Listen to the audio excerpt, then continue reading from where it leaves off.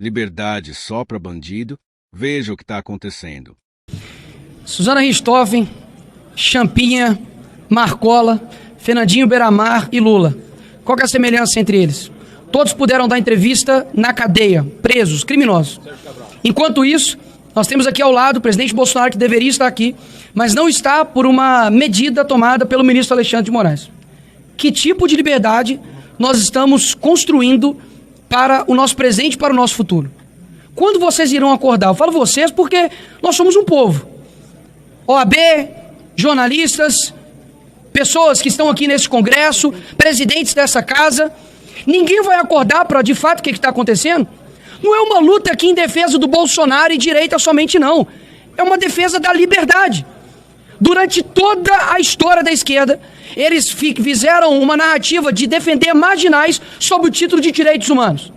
Hoje nós temos mães, avós que estão presas, não por desviar bilhões de estatais, não por traficar, não por roubar, mas por entrar aqui nessa casa. Muitas delas não dependeram absolutamente nada e estão pagando um preço desproporcional por conta de uma tirania especificamente do ministro Alexandre de Moraes. Ninguém está percebendo isso, não?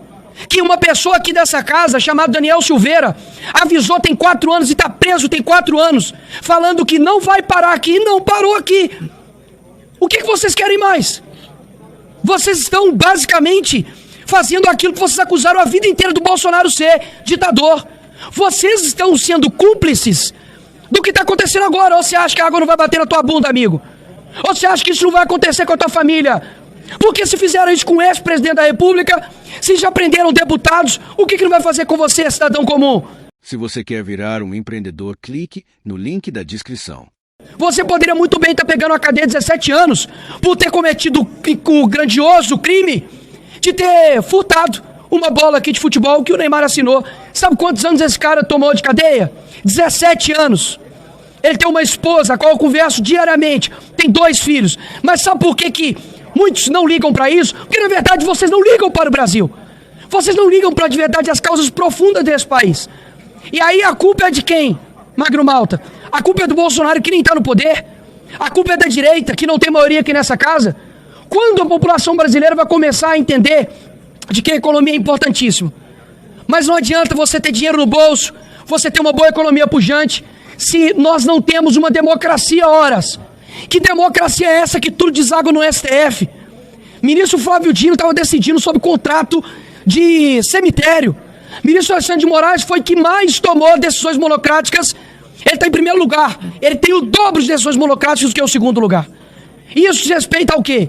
A quem votou somente em Bolsonaro? Claro que não. Isso se respeita a quem tem um mínimo de senso, um mínimo de caráter. O que está bom aí no Brasil, amigo? O que nesse país aqui você pode falar, meus parabéns, Lula, está ótimo. Esse canalha que deveria estar preso simplesmente enganou pessoas de baixa renda, pessoas carentes, prometendo milhares de coisas e agora está entregando um Brasil mais quebrado do que na pandemia. E aí?